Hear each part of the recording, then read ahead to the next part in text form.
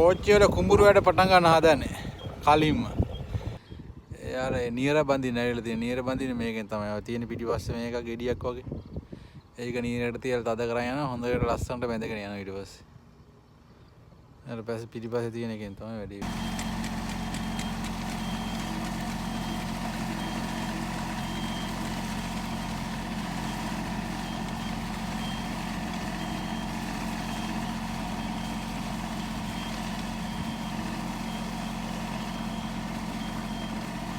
බඳින machine එක.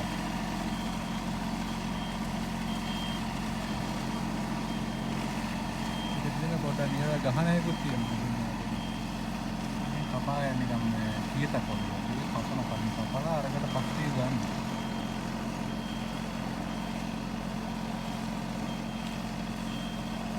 ඒකගෙන ගිහලා තියෙන්නේ හොඳට බැඳලා තියෙනවා.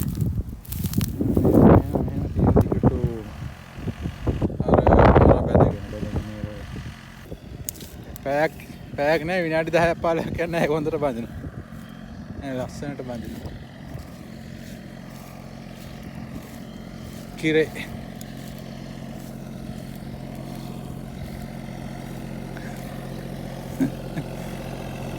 මෙච්ච කිරේ වල.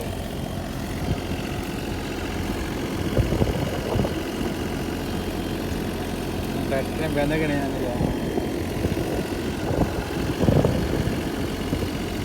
මේක ලංකාවට දාගත්තා නම් ආයේ නිරෝධ ටික බඳලා ගානක් හොයාගන්න දෙන්න. ට්‍රැක්ටරේ AC කරලා ලස්සනට තියෙනවා. අද නම් AC නෙමෙයි. මේ සීතල නිසා හීටරේ දාලා තියෙන්නේ. ලස්සනට බඳලා තියෙනවා.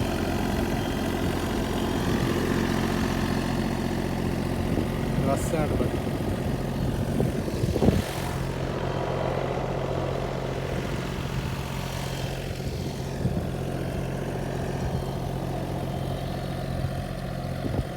ඔන්නම තමයි නියරවල බඳින ජපානේ. නියරවල බඳින මැෂින් එක. ලංකාවට දැම්මම ඒක මම තෙරිපීමක් වගේ මොනවා හරි කරන්න තියෙනවා මොනවා. තද කරලා වගේ මේ කරනවා. හයිය. වතුර නැතිව නිකන් ගානට වගේ තියෙන වෙලාවට ඇවිල්ලා නියරවල ටික බැඳලා යනවා.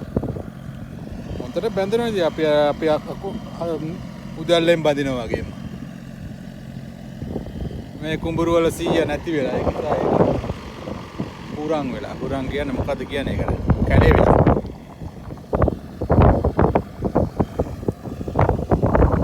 අර ඉතින් කුඹුරු පටන් ගෙන තියෙන්නේ ජපානයේ. දැන් මෙහෙ සාමාන්‍ය මේ දූපත ඉක්මනට පටන් ගන්නවා.